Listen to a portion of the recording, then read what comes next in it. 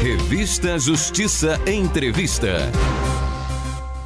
E agora no Revista Justiça vamos falar sobre o Dia Nacional de Enfrentamento ao Abuso e à Exploração Sexual de Crianças e Adolescentes, celebrado hoje. Para falar sobre esse assunto, eu converso agora com o Procurador Regional da República em Brasília, junto ao Tribunal Regional Federal, Guilherme Schelbi. Doutor Guilherme, muito obrigado por estar conosco aqui na Rádio Justiça mais uma vez. Bom dia. Olá, prazer é todo meu estar aqui com vocês.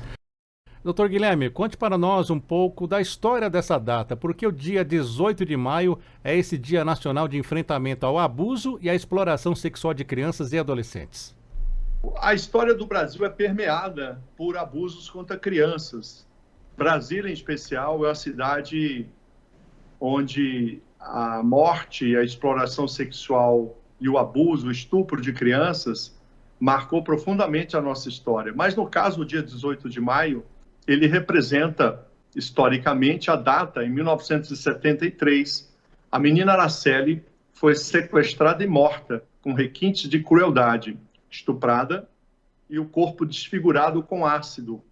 Portanto, esse crime hediondo e terrível chocou a nação brasileira e representa uma data que procura simbolizar o repúdio da sociedade brasileira a toda forma de violência sexual contra crianças e adolescentes. De lá para cá, depois desse crime, o que pôde ser feito para ajudar nesse combate à violência e à exploração sexual? A questão do abuso sexual, o termo abuso sexual é um termo coloquial, o termo exploração sexual é um termo jurídico legal. Todavia, nós queremos dizer, na verdade, que toda violação à dignidade sexual da criança e do adolescente deve ser combatida e a lei prevê instrumentos para isso. O que é interessante notar é que a sociedade, o governo, as mídias, eles só se interessam por um aspecto dessa questão.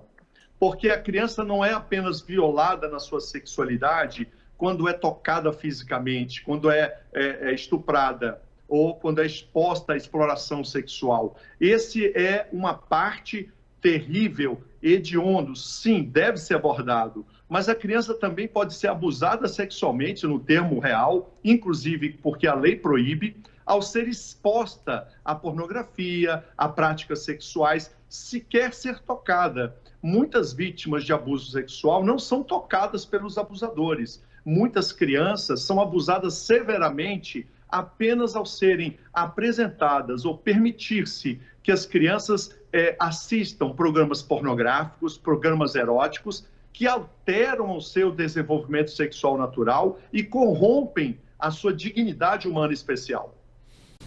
E esse tipo de conduta que o senhor narrou para nós, o que acaba resultando nessa criança que vai crescendo e perde o quê? Os sentidos, os valores, os princípios?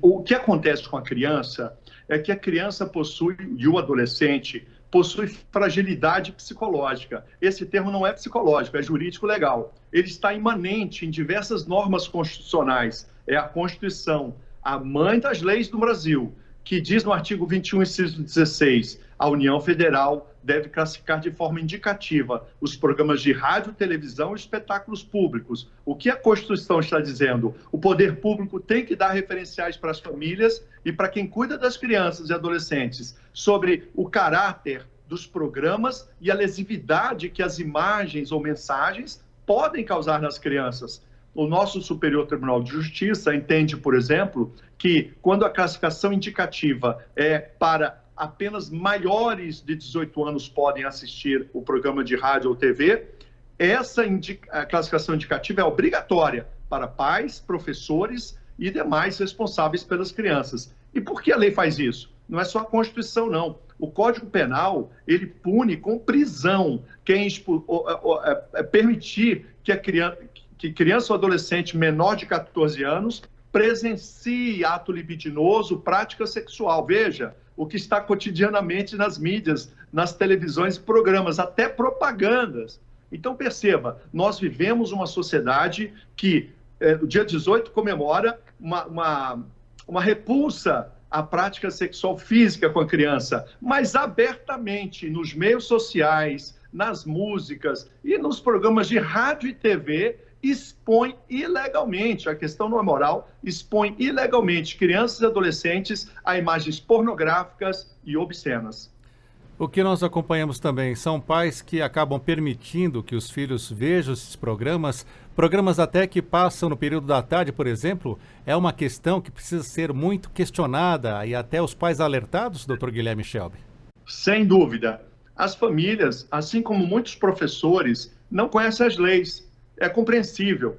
Aqueles que deviam exigir, infelizmente, até colegas do Ministério Público, acham normal a criança ser exposta a cenas pornográficas. É triste isso, porque a lei proíbe. E proíbe não porque quer censurar, como se falou a recente ocorrências em museus e mostras, onde cenas pornográficas eram apresentadas a crianças e adolescentes. A questão não é da censura, a questão é proteger as crianças dessas imagens. Portanto, quando a família toma conhecimento das leis, a Constituição novamente diz, no artigo 220, parágrafo 3º, e que remete ao artigo 221, a lei deverá prover meios para as famílias se defenderem de programas que violem os princípios éticos da família. De novo, a norma constitucional que prevê a proteção das famílias e das crianças, que podem ser profundamente abaladas com a mera exposição a imagens ou mensagens de cunho pornográfico ou obsceno. É importante dizer que essa expressão pornográfico ou obsceno é a que está prevista no Código Penal e no Estatuto da Criança e do Adolescente. Artigo 78, parágrafo único do Estatuto da Criança, artigo 234 e 218-A do Código Penal. Doutor Guilherme Shelby, estamos passando por uma pandemia do coronavírus, muito isolamento social. O senhor acredita que as crianças brasileiras estão mais expostas ainda a qualquer tipo de abuso? Infelizmente, o ambiente familiar, não é a família, é o ambiente familiar, é o contexto mais frequente de abusos, inclusive sexuais, contra crianças. Eu me refiro ao ambiente familiar porque muitas vezes é um tio, um avô, vizinhos, amigos da família, portanto, que têm a confiança da família e convivem, portanto, nesse ambiente familiar. Infelizmente, também ocorrem pais, mães, padrastos e madrastas praticarem abusos, até mesmo sexuais, contra os seus filhos ou enteados.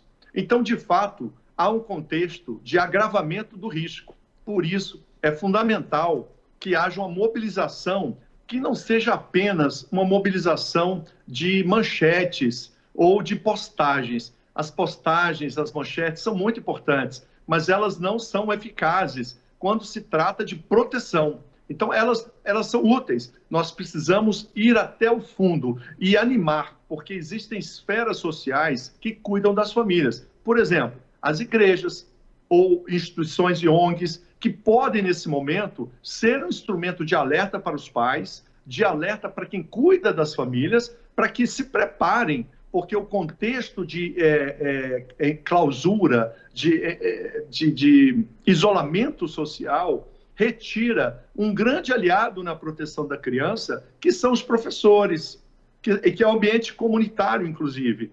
Então, nós temos que pensar, sim, em aprimorar os ambientes familiares e de vizinhança, para que as pessoas estejam atentas às questões da proteção da criança. Doutor Guilherme, existe uma linguagem até subliminar, oculta, que os pais não percebem, que seria interessante o senhor destacar para o nosso ouvinte, que é pai, para que observe melhor as programações de TV, de rádio, para que não acabe induzindo os próprios filhos a essa exposição desnecessária da sexualidade? Sim, nós precisamos primeiro refletir sobre a violação da dignidade sexual das crianças e adolescentes. Essa violação ocorre por meio de contato físico sexual, que deve ser realmente objeto de muita atenção, quer dizer, o estuprador e as pessoas que se aproximam das crianças e adolescentes para satisfazer sua lascívia. Agora, há também a violação profunda e grave da dignidade sexual das crianças, decorrente da exposição a filmes, programas, pornografia, o obsceno. Então, esse processo deve ser abordado conjuntamente. É fundamental esta visão holística não podemos nos limitar à proteção apenas de um aspecto. Para os pais e mães, é fundamental o cuidado direto com os filhos. Não pode deixar adolescente cuidar de criança. Número 1, é preciso que pais, seja família, seja em qualquer ambiente, adolescentes não podem ficar responsáveis pela guarda e cuidado de crianças, porque frequentemente abusam das crianças que estão sob o seu cuidado. O adolescente tem vida sexual, o adolescente, sem supervisão de um adulto, ele pode tocar nas crianças. Isso se aplica a amigos, primos, muito cuidado. Segundo cuidado extremamente importante para os pais. Toda vez que uma propaganda, que um programa, ele reproduz uma prática sexual, ainda que com roupas, personagens que se beijam como se estivessem praticando sexo, ou mesmo a simulação de atos sexuais, a criança que assiste aquilo, qual é a reação dela? Ela vai tender a praticar o que vê.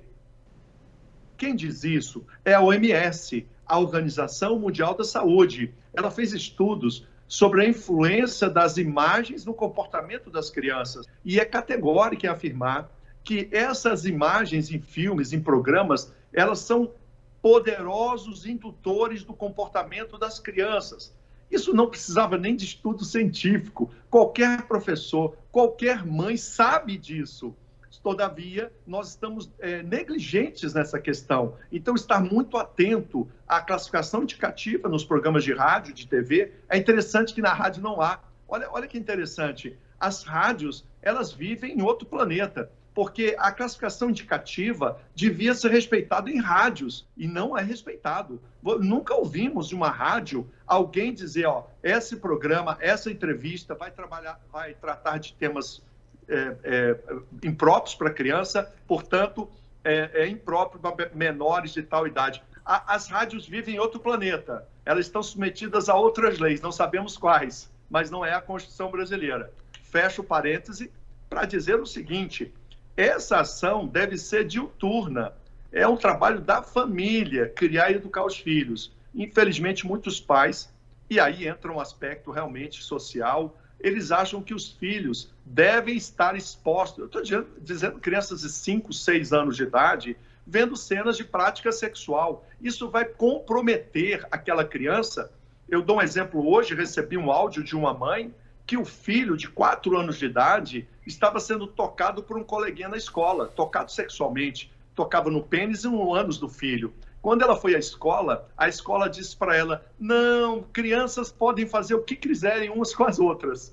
Perceba que há uma situação clara de não vigência da lei. Não pode, criança tem que ser protegida. Então, veja, até os professores já estão sendo animados por pedagogias que deixam as crianças livres para a prática sexual.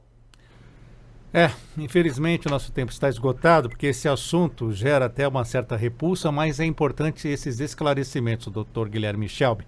Quero agradecer a sua participação, o Procurador Regional da República em Brasília, junto ao Tribunal Regional Federal, Guilherme Schelbi, falando sobre o Dia Nacional de Enfrentamento ao Abuso e à Exploração Sexual de Crianças e Adolescentes, celebrado nesse dia 18 de maio.